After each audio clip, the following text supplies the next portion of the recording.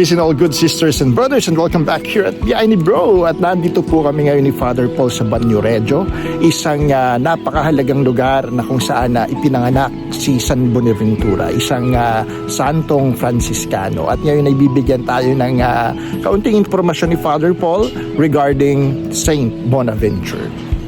Si San Bonaventura nung siya po ay sinilang ay pinangalan ng Giovanni o John, no? Giovanni di Pedanza. Sinasabi po na nabago po yung pangalan niya dahil po nung siya po ay bata ay sinasabi na pinagaling siya ni San Francisco mula sa isang karamdaman. At nasabi nun ni San Francisco, o Bonaventura o good fortune o good fortune. O yun po yung ibig sabihin ng pangalang Bonaventura. Eventually po, ito pong pangalan na ito ang siya nadala na ni Giovanni, kaya po siya kilala natin yung Bonaventure. At siya po ay isang bata na marami pong mga biyaya, kaalaman, kagalingan. At dahil po dito sa kanya mga talino po na ito, siya po ay nag-aral sa University of Paris, na isa pong sentro ng pag-aaral dito po sa Europa noong pong mga panahon po na yun, Middle Ages. At doon din po si Bonaventura ay nadala ng Panginoon upang pumasok sa buhay Franciscano. At bilang isang Franciscano, doon po siya nagpatuloy bilang isang kapatid, bilang isang pari, at bilang isang patuloy po na mag-aaral, no, yung pagkapalalim na kanyang kaalaman.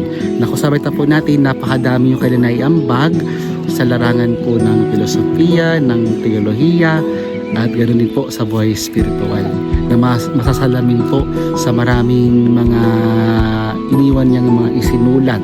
Sa po doon ang kilala po na Journey to the Mind of God. Sa pong napakayaman, napakalalim na aklat tukol po sa paglalakbay spiritual patungo sa Panginoon. At si San Bonaventura po ay hindi lamang po tinawag, no, sa larangan po ng kaalaman bilang isang mag-aaral o guro later on, kundi sa paglilingkod, dahil siya po ay nahiral bilang pinuno ng mga Franciscano, kung saan napakalaga po ni San Bonaventura sa kanya may naiambag papanatilihin, patatagin ang buhay at ideya ni San Francisco ng Assisi sa pamagitan po ng buhay ng karukaan, ng kababaang loob at buhay ng paglilingkod. Kumbaga hindi lamang po siya naging isang leader, kundi naging isang napakaganda halimbawa para po sa mga Franciscano noong panahon po na iyon. At mula po doon, siya po ay hinirang din na maglingkod sa buong simbahan bilang Cardinal Obispo ng Albano, na kung saan po tinawag siya na maglingkod sa ikalawang konseho ng Leon sa Pransya, at naging bahagi po ng pagkapatatag ng relasyon ng mga Kristiyano ng Silangan at ng Kanluran. Doon po siya, no, malaki po yung kanyang naiambag ng konseho po na yon. At doon din po sa konseho na yon, siya po ay biglaang sumakib bilang buhay. Biglaan po yung pagkamatay po bago po natapos po yung konseho.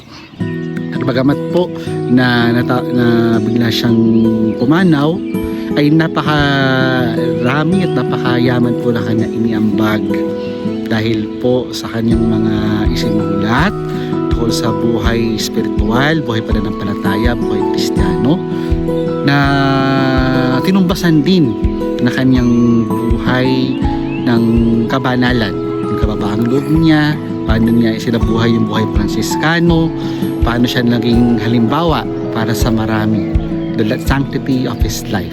Natintinan po natin hanggang po sa ngayon.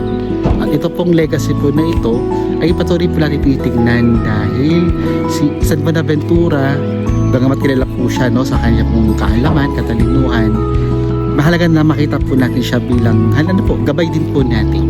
Gabay natin, bagamat siya sa dami ng biyayang ipinagkaloob sa kanya ay kanyang pinagbunga, kanyang ibinahagi, at nanatili siya no, nakanatili siya doon sa kasimplihan at buhay ng kabutihan na nakaugat pa rin sa malalim na pagmamahal sa Diyos. Kaya po siya po ay seraphic father sa ulat sa kanyang buhay na lumahalab na pagmamahal niya sa Diyos.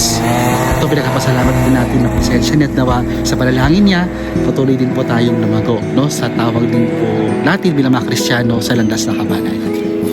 Okay, so with that information mga kapatid, and as you can see, this is the actual place kung saan ipinanganak si San Buenaventura.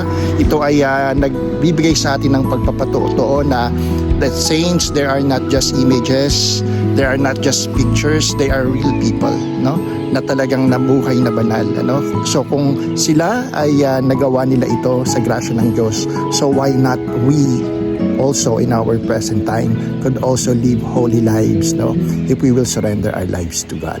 So mga kapatid, no, stand by and you will see videos and photos in this place which is very important to the life of Saint Bonaventure Banyorejo. Peace and all good.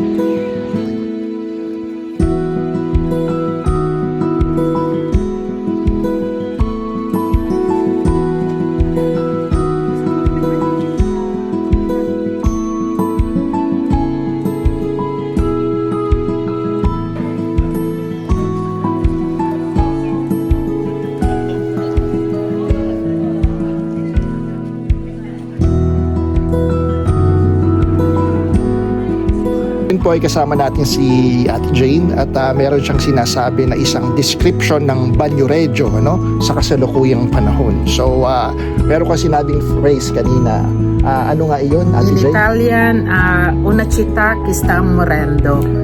Okay. Ang ibig po sabihin, isang lugar siya na malapit ng namamatay na kasi wala siyang nakatira. Isa lang lugar na napakaliit na syudad. Kaya tinawag dito na isang lugar siya na está morendo. Pero hindi mo rin masasabi kasi ngayon napupuno na siya ng turista, pinupuntahan, pero kukunti lang ang nakatira dito. Kaya nasabi nila na ganon.